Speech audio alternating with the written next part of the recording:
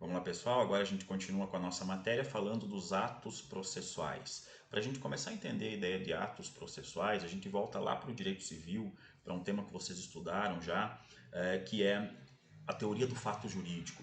Lembram que nós temos a divisão entre ato jurídico, fato jurídico e ato-fato jurídico? Então, não vai importar toda essa classificação para nós aqui em processo, mas vai importar para nós o conceito de ato jurídico. Vamos ver lá primeiro no direito civil como é que o direito civil conceitua ato jurídico. O que são atos jurídicos de acordo com o direito civil? Então diz lá o direito civil que ato jurídico é uma conduta ou um comportamento adotado por uma pessoa. Então, primeiro, é uma conduta de alguém, né? É uma manifestação da vontade humana que produz efeitos jurídicos. Talvez essa frasezinha aqui já resuma tudo, né? É uma manifestação da vontade humana que produz efeitos jurídicos. Esse é o grande conceito de ato. Então veja, diz ainda, né, continua lá o conceito. Assim como no fato jurídico, né, essa manifestação da vontade humana causa obtenção, modificação ou extinção de um direito. A diferença é que depende da vontade humana. Então a gente consegue conceituar só com base,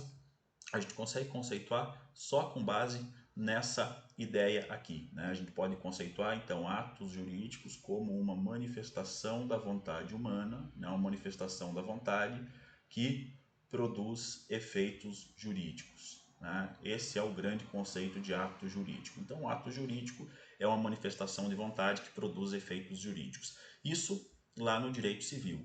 E como é que fica então? Nós não estamos falando aqui de direito civil, nós estamos falando de processo. Então, se o ato jurídico é uma manifestação de vontade humana que produz efeitos jurídicos, o que é que são os atos jurídicos processuais? Ficou a marca de tinta ali, não era para ter ficado. Vamos apagar essa marca de tinta. Então vamos apagar essas marcas de tinta aqui porque elas não nos interessam. Como é que ficam os atos jurídicos processuais então? Bom, atos jurídicos processuais não são mais do que uma manifestação da vontade humana que produz efeito, mas uma manifestação da vontade humana que produz efeito jurídico produzida dentro de um processo. Então, os atos jurídicos processuais são atos jurídicos, mas atos jurídicos praticados dentro de um processo. Vamos pegar aqui um conceito de atos processuais, então. Conceito do professor Luiz Guilherme Magnoni. Atos processuais são declarações de vontade que visam a criação, modificação ou extinção de situações processuais. Vejam, é a mesma coisa. Então, o ato processual é sempre uma manifestação da vontade, por isso que ele é um ato jurídico, né? Mas que ganha essa adjetivação processual e se torna então um ato jurídico processual ou simplesmente um ato processual, pelo fato de que essa manifestação da vontade humana é produzida dentro de um processo judicial. Então, uma manifestação de vontade humana produzida dentro de um processo judicial é um ato jurídico processual. O Código, quando fala dos atos processuais, divide os atos a partir dos sujeitos que os produzem. Então, o Código começa tratando dos atos das partes. Então, a primeira classificação, o primeiro tema trabalhado pelo nosso Código de Processo Civil quando trata dos atos processuais são os atos das partes. Quem são as partes? Autor e réu. O que o Código diz a respeito disso? Está lá no artigo 200 do Código de Processo Civil. Atos das partes consistem em declarações unilaterais ou bilaterais de vontade que produzem imediatamente a constituição, modificação ou extinção de direitos processuais. Veja que aqui tem um conceito de ato jurídico, né? De ato jurídico processual muito claro. Né? Então veja, são manifestações de vontade, ou seja, uma conduta humana e não um evento natural, é um ato jurídico e não um fato jurídico. Né? Então, os atos das partes são manifestações da vontade de alguma dessas partes, do autor ou do réu, e essa manifestação de vontade produz imediatamente a constituição, modificação ou extinção de direitos processuais. Veja, se o ato processual é um ato que produz um ato, né, de alguém, uma manifestação de vontade de alguém, que produz imediatamente efeitos jurídicos, se todo ato jurídico processual, se todo ato processual é uma manifestação de vontade de algum dos agentes do processo, agentes, né, de algum dos sujeitos envolvidos no processo, autor, réu, juiz, né, se ele é uma manifestação de vontade, e se essa manifestação de vontade tem relevância jurídica e gera efeitos jurídicos, né, o conceito de ato processual é exatamente esse, e quando o Código trabalha com os atos das partes, ele deixa isso também muito claro. Os atos das partes são declarações de vontade das partes, ou seja, uma conduta humana de algum dos agentes do processo, do autor ou do réu, de alguma das partes,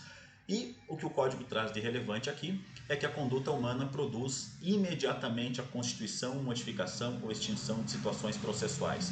Sempre que a parte se manifesta, o efeito dessa manifestação de vontade é um efeito imediato. E é isso que importa para nós aqui. Nós temos uma exceção que está no parágrafo único do artigo 200 do CPC, que tem a ver com a desistência da ação. Então, a desistência da ação não produz efeito imediato. A desistência da ação só produz efeito depois que essa desistência for homologada pelo juiz. Então o juiz vai homologar a desistência, dizer beleza, aceito a tua desistência e a partir daí considera-se que houve a desistência da ação. Ela não produz efeitos imediatos. Todos os outros atos das partes, petição inicial, contestação, defesa, acordo, tudo isso produz efeito imediato, né? O que não produz efeito imediato é só a desistência da ação, porque a desistência da ação depende de homologação. Então, a parte dizer que desistiu não adianta, né? O autor dizer que está desistindo simplesmente não adianta.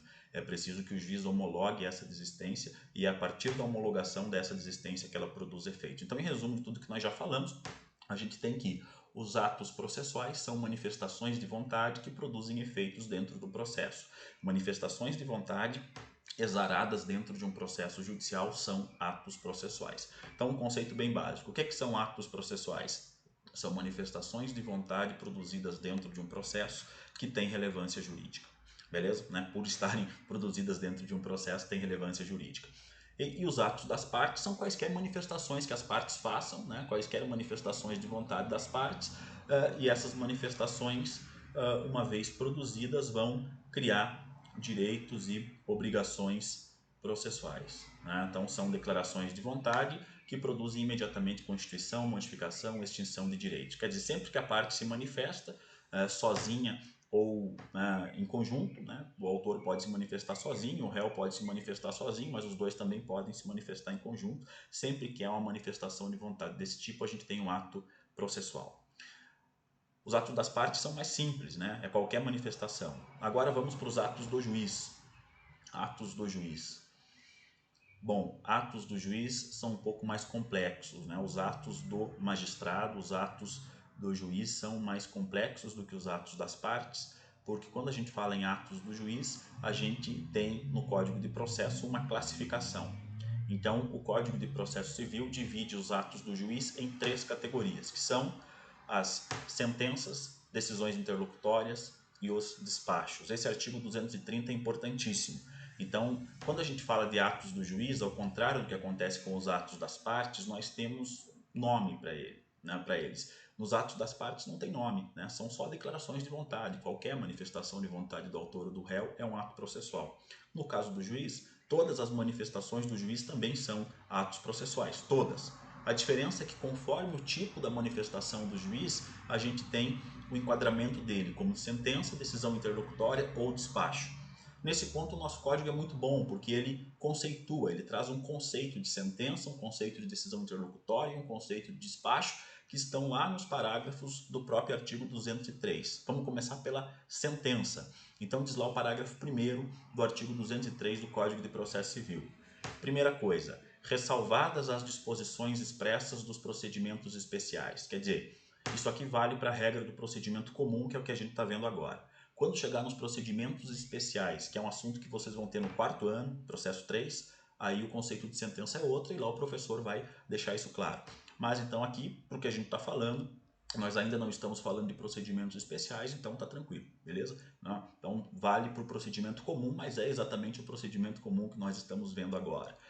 E aí vem o conceito, né? Então, tirando procedimentos especiais, que para nós não importa, porque nós não estamos falando deles ainda, né? Só vamos falar isso no 4º ano, vem lá o conceito. Sentença é o pronunciamento por meio do qual o juiz põe fim à fase cognitiva do procedimento comum. Então veja, sentença não é necessariamente o ato que encerra o processo, porque depois da sentença cabe recurso. Mas sentença é o ato do juiz que põe fim à fase cognitiva do procedimento comum. Sentença é o momento em que o juiz encerra a fase cognitiva, encerra a fase probatória e resolve o problema. E veja que o código ainda diz, né? Resolve o problema com base nos artigos 485 ou nos artigos 485 ou 487, né? Na verdade não é e, né? É ou, porque é ou 485 ou 487. Então veja, Como é que a gente conceitua a sentença? Como é que o código conceitua a sentença? É o ato do juiz que põe fim à primeira fase, né? A primeira grande fase, que é a fase cognitiva do procedimento comum. Por meio da sentença, o juiz vai colocar fim a essa fase cognitiva, né? E se não tiver recurso, vai colocar fim ao próprio processo, né? Para o processo continuar, precisa que as partes recorram. Então, é por meio da sentença que o juiz coloca fim à fase cognitiva do procedimento comum. Não é correto dizer que ele coloca fim ao processo, porque dessa sentença vai caber recurso, mas é o ato em que ele coloca fim, pelo menos, à fase cognitiva. A gente identifica uma sentença porque a sentença sempre faz referência aos artigos 485 ou 487 do Código.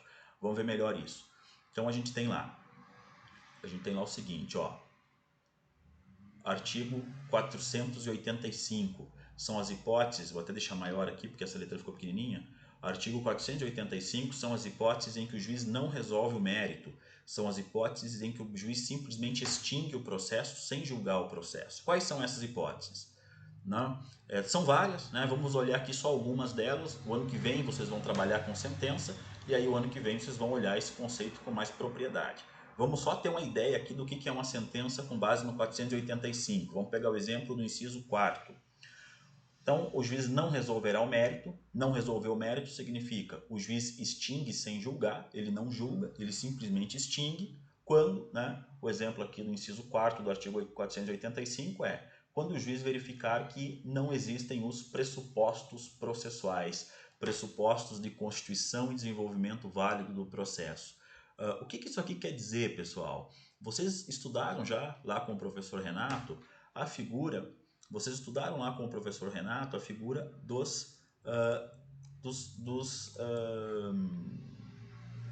volta aqui, não estava na hora. Vocês estudaram lá com o professor Renato a figura dos pressupostos processuais, pressupostos de existência e pressupostos de validade. Então vejam que esses pressupostos, tanto de existência quanto de validade, né? Então a gente está falando aqui dos pressupostos processuais, olha. Então esses edifícios. Então esses pressupostos, tanto os de existência quanto os de validade, eles levam à extinção do processo sem julgamento. O processo é simplesmente extinto, o processo não é julgado. Então, quando faltarem pressupostos processuais, tanto de existência, constituição, quanto de validade, né, desenvolvimento válido, o juiz não resolve o mérito. Isso significa sentença com base no 485 é sentença em que o mérito não é apreciado. São sentenças que simplesmente extinguem o processo sem julgamento. Também vai acontecer isso, né, no outro exemplo, no caso do inciso 5º do próprio artigo 485. Aqui a gente só está dando alguns exemplos, né, de sentenças sem resolução de mérito, das chamadas sentenças terminativas. Vejam lá, reconhecer a existência de perempção, litispendência ou coisa julgada. Perempção, litispendência e coisa julgada, vocês viram também com o professor Renato, são pressupostos negativos. São pressupostos que, se estiverem presentes, causam o não julgamento. Então, aqui vale a mesma regra, né? A ausência, né? Tanto aqui o inciso 4º quanto o inciso 5º tem a ver com pressupostos. No inciso 4º, os pressupostos positivos, né? De existência e de validade. E no inciso 5º, os pressupostos negativos, perempção, litispendência e coisa julgada. O professor Renato trabalhou esses conceitos com vocês. E ainda outro exemplo, quando faltarem legitimidade e interesse processual. Legitimidade e interesse processual são as condições da ação. Veja, o que a gente entende por condições da ação? Condições da ação são, no Código Antigo elas eram 3, né? Existia, além da legitimidade e do interesse, a possibilidade jurídica do pedido. Agora, no Código de Processo Civil 2015, passaram a ser 2, legitimidade e interesse. É óbvio que algumas pessoas dizem que as condições da ação não existem mais, né? É uma interpretação possível, mas na verdade o que aconteceu foi que o Código de Processo Civil só não usou o nome, mas manteve a legitimidade e o interesse.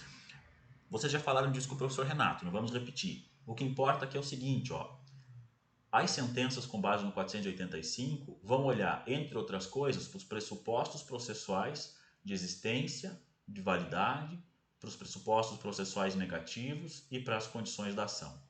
Então, essas sentenças dadas com base no 485 são sentenças que não resolvem o mérito. São sentenças chamadas terminativas, sentenças que extinguem o processo sem julgamento. Aí vem as hipóteses do artigo 487. Então, no artigo 487, a gente tem os casos de sentenças com resolução de mérito. Aqui não é simplesmente a extinção do processo. Aqui o que existe é o julgamento. Quando o juiz dá uma sentença com base no 485, ele está reconhecendo, por exemplo, que a parte é ilegítima. Está reconhecendo, por exemplo, que falta um pressuposto de validade, né? Falta, por exemplo, competência, falta, por exemplo, petição inicial apta, né? Ou um pressuposto de existência, falta citação, enfim, né? Sempre que tiver algum problema, algum vício processual, o juiz não resolve o mérito, ele extingue sem julgamento. Fica como tarefinha para vocês lerem o artigo 485 inteiro, que a gente só deu alguns exemplos, né?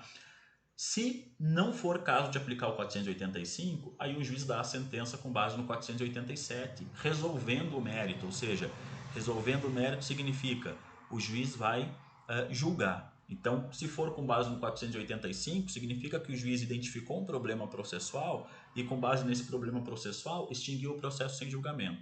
Se for uma sentença com base no 487, significa que o mérito, quer dizer, o tema que as partes levaram ao conhecimento do juiz foi devidamente analisado. Vamos ver aqui as hipóteses do artigo 487, elas são pequenas, são só 3. Vamos ver a primeira. Acolher ou rejeitar o pedido formulado. Então, quer dizer, quando o juiz acolhe o que a parte pediu ou rejeita o que a parte pediu, ele está julgando o mérito. Ou seja, ele diz, vamos dar um exemplo. Imaginem assim que a parte entra com ação pedindo indenização por acidente de trânsito.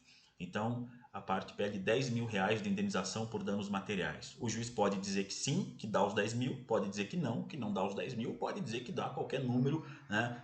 5 mil, 2 mil, 7 mil, enfim. Né? A ideia aqui é a seguinte, então, quando o juiz analisa, né, o juiz acolhe ou rejeita o pedido, a gente tem resolução do mérito. A gente tem analisado e resolvido aquilo que as partes pediram. Né? A outra hipótese, além do juiz dizer que sim e dizer que não, é a hipótese do inciso 2º, que nos diz o seguinte, ó, quando o juiz decidir sobre a ocorrência de decadência ou prescrição. Vejam, decadência e prescrição, né, são matérias do direito civil. Prescrição está no artigo 206 e 205 do Código Civil. Decadência também é a perda do direito. Prescrição é a perda da pretensão. Quer dizer, quando houver decadência ou prescrição, há a resolução do mérito, justamente porque tanto a decadência quanto a prescrição são temas do direito civil, são temas do direito material e, uma vez reconhecidos, significa que o mérito não vai ser julgado. Né? A grande diferença, pessoal, é que quando é com base no 485, dá para entrar de novo com a ação. Quando é com base no 487, não dá para entrar de novo com a ação. Então é o seguinte, ó, se o juiz verificar que falta um pressuposto, ele vai extinguir com base no 485, mas a parte pode entrar de novo. Se o juiz reconhecer que está prescrito, por exemplo, a prescrição é matéria de mérito. Então, uma vez reconhecendo que está prescrito, não dá para entrar de novo. Né? Essa é a principal diferença, formação ou não da coisa julgada. E a última hipótese é quando as partes fizerem acordo. Né?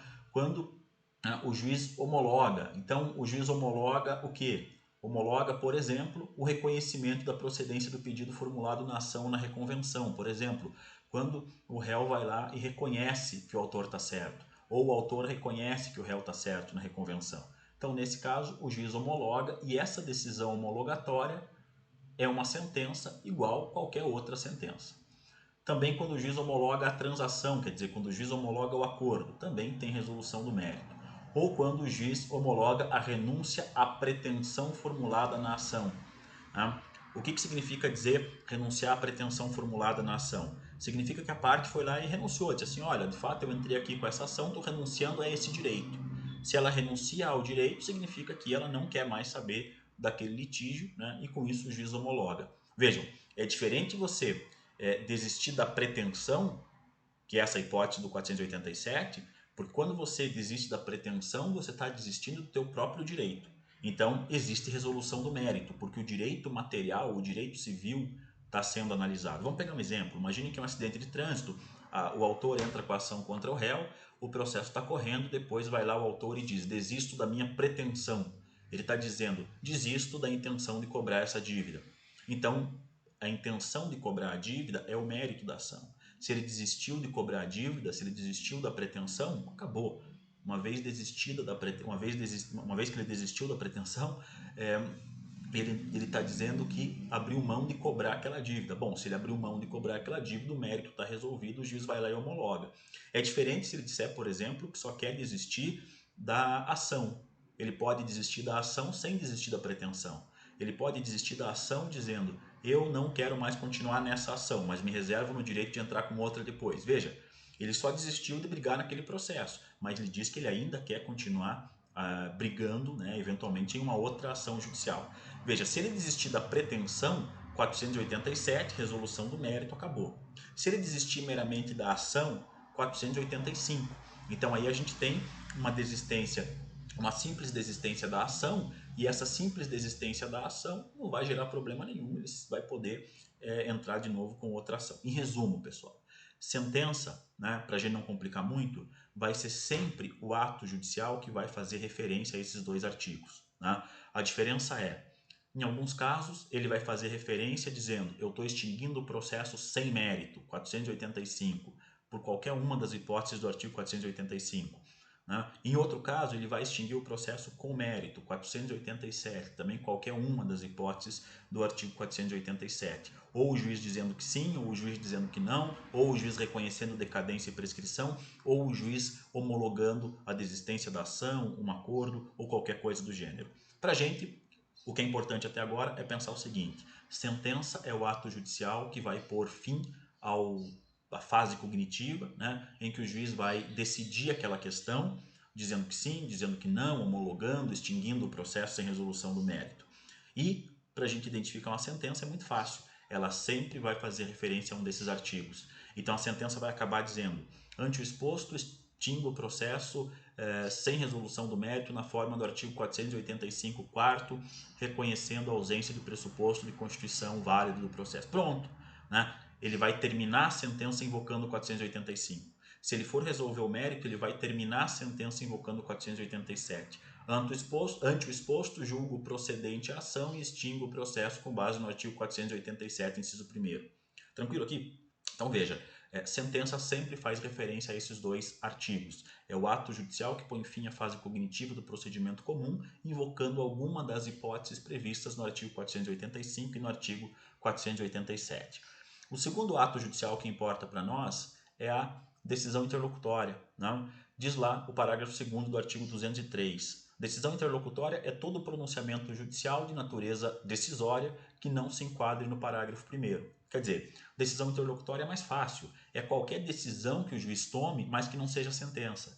Então, qualquer decisão tomada pelo juiz que não seja sentença, que não se enquadre, né, no parágrafo 1º, que é o que a gente acabou de olhar, vai ser decisão interlocutória.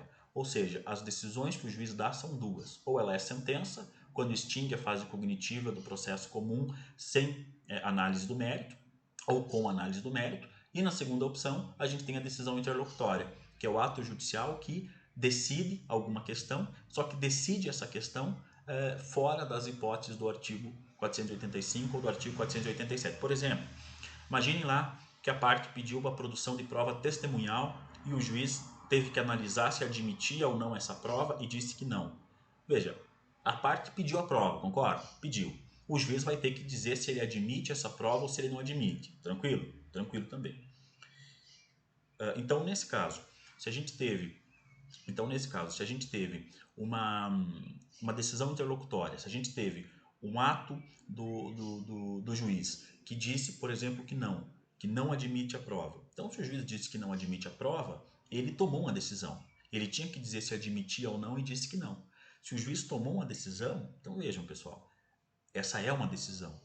Mas a pergunta primeira que tem que ser feita é, isso é uma sentença? Não, porque é uma sentença, é uma decisão que não visa extinguir o processo, nem com resolução do mérito, nem sem resolução do mérito. Ela é uma decisão que simplesmente diz respeito e que simplesmente decide uma questão colateral que não tem relação com a demanda das partes. O juiz não analisou o que as partes estavam pedindo e o juiz não extinguiu o processo. Né? O fato de dizer que não vai produzir prova testemunhal não acaba com o processo. Então, se não acaba com o processo, se não tenta pelo menos acabar com o processo, a gente tem uma decisão interlocutória e não uma sentença. Qualquer decisão que o juiz tome no meio do caminho é uma decisão interlocutória.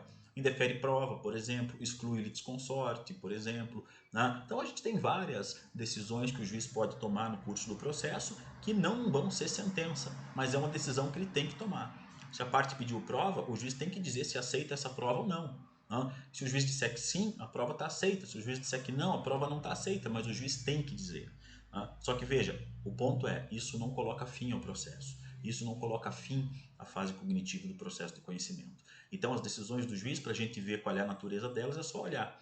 Se ela tenta extinguir o processo, se ela tenta pôr fim ao processo, eu digo tenta porque ela não necessariamente põe fim, já que depois cabe recurso, né? Mas se ela tenta pôr fim ao processo, a gente tem uma decisão, a gente tem uma sentença. Se ela não tenta pôr fim ao processo, mas resolve alguma outra situação que é importante no meio do caminho, alguma decisão de meio, né? Alguma decisão ali que tem que ser tomada antes de julgar o mérito, a gente tem uma decisão interlocutória. E além dessas duas, existem ainda os despachos, né? Que são todos os outros pronunciamentos do juiz. Então, todos os pronunciamentos do juiz, todos os outros pronunciamentos do juiz vão ser despacho, e vão ser despacho quando eles não tiverem conteúdo decisório. Então, veja, tem casos em que o juiz vai se manifestar, vai produzir um ato processual em que ele não decide nada. Então, tem casos em que o juiz vai produzir um ato processual simplesmente dizendo assim, intime-se a parte. Não teve decisão aí. Cumpra essa decisão no tribunal. Não teve decisão aí.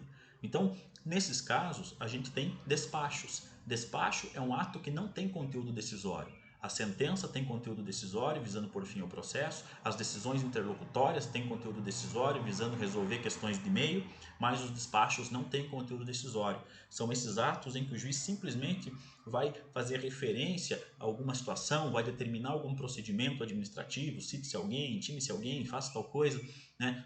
Certifique o cartório, né? Por exemplo, pode o juiz dar uma decisão, um ato judicial dizendo assim: cartório, certifique aí se a petição deles é tempestiva, quer dizer, se a petição está no prazo. O juiz não decidiu nada, ele só mandou fazer. Então, esses atos são despachos. Eles não têm conteúdo decisório. Beleza? Então, a gente divide os atos em três. Sentença, quando invoca o 485 e o 487 e, invocando esses artigos, visa por fim ao processo. Decisões interlocutórias, que são todas as outras decisões que não estão no 485, que não estão no 487 e que são decisões que o juiz tem que tomar no meio do caminho para chegar ao ponto de poder decidir, e os despachos são todos os atos em que o juiz simplesmente vai mandar fazer alguma coisa, simplesmente vai dizer alguma coisa sem decidir nada. São atos de mera administração do processo. Além disso, nós temos ainda outras duas figuras, que são o acórdão, que está lá no artigo 204 do Código de Processo Civil. Acórdão é o julgamento colegiado proferido pelos tribunais. Então, acórdão é o julgamento colegiado proferido pelos tribunais. Quando o código diz isso, ele está dizendo que quando a gente está em um tribunal, e o tribunal é composto sempre por mais de um julgador, em regra, de início são 3, por isso que é tribunal, né? Mas em alguns casos são 5, em alguns casos são mais.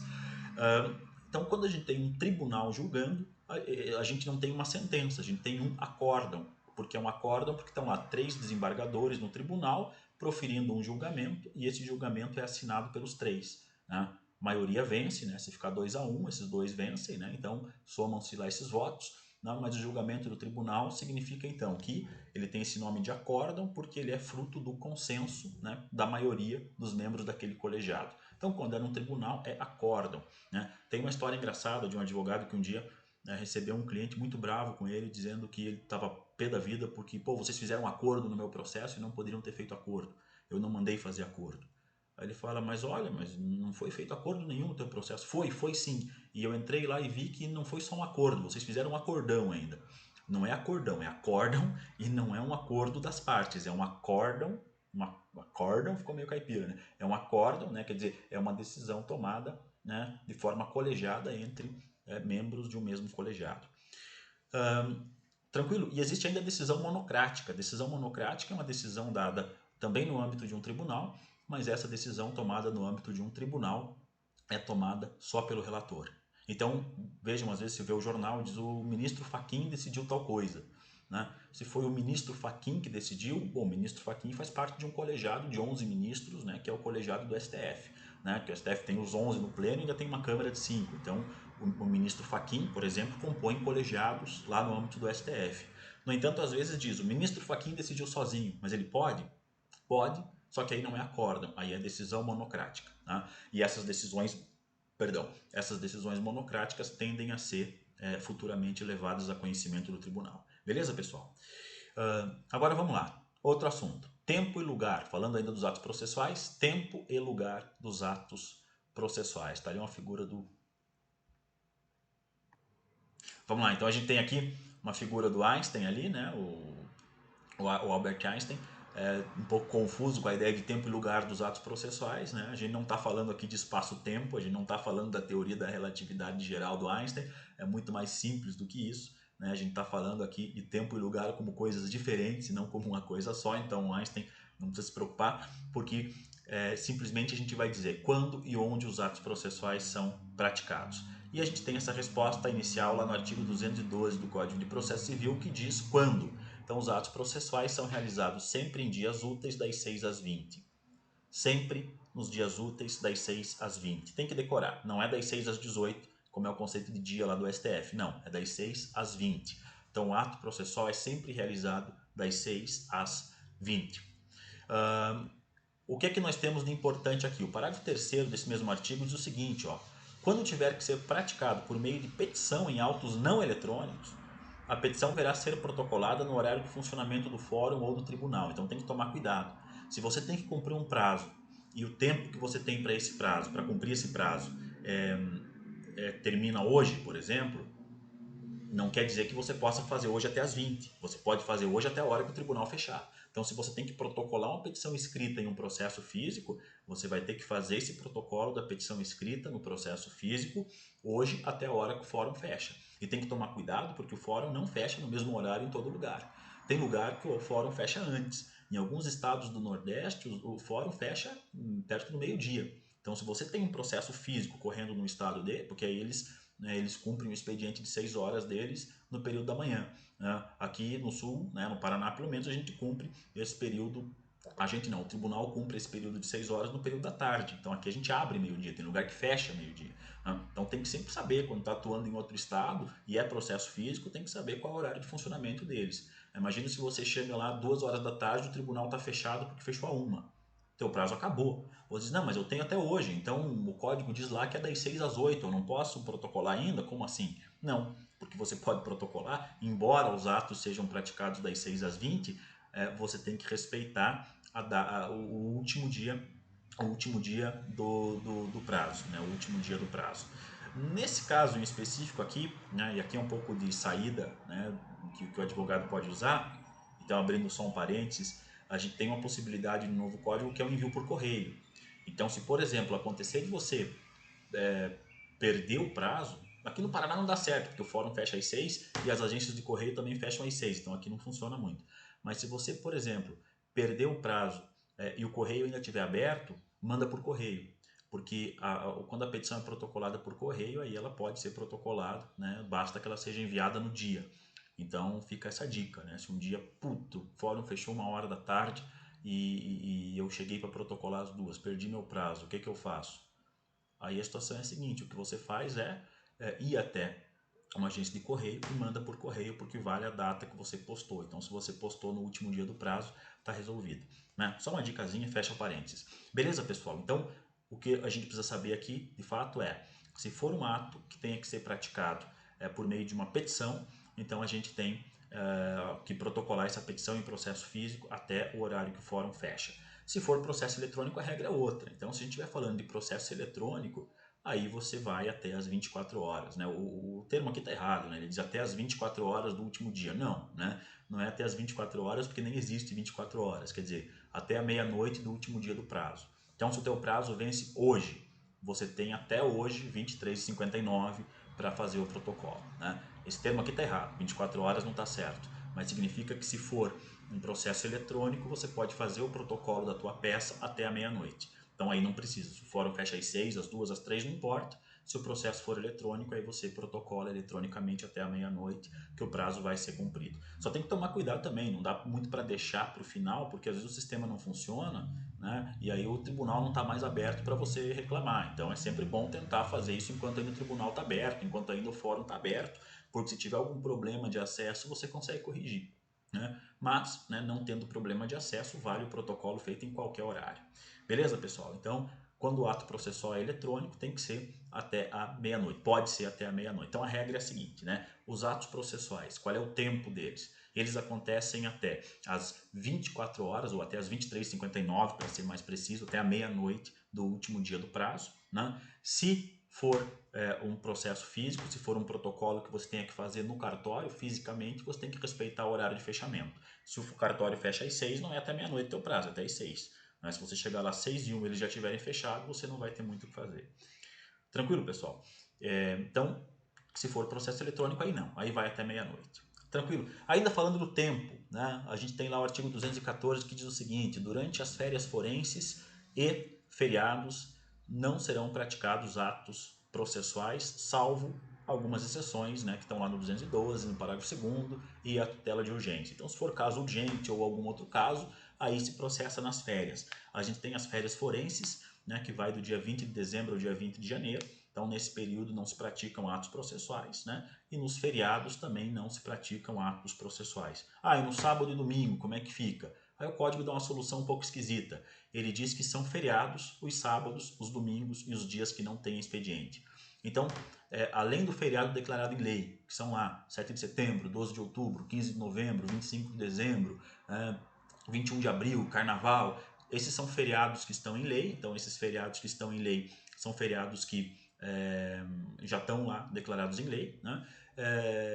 Mas além deles, também entra sobre essa rubrica feriado, sábado, domingo e dias em que não tem expediente. Então, se algum dia não tiver expediente, também a ausência de expediente faz com que aquele dia não tenha prazo processual correndo e não sejam praticados os atos processuais. Não quer dizer que a parte não possa praticar ou que o juiz não possa praticar, até pode, só que considera-se praticado no próximo dia útil.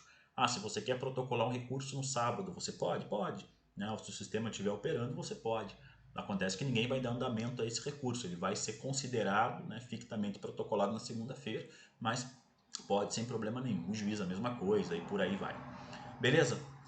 Agora, o local, onde é que se praticam os atos processuais? Diz lá o Código de Processo Civil, artigo 217. Os atos processuais realizar-se-ão ordinariamente na sede do juízo, né? Essa é a regra, ou então, se não tiver como fazer na sede do juízo, vão ser realizados em qualquer outro lugar.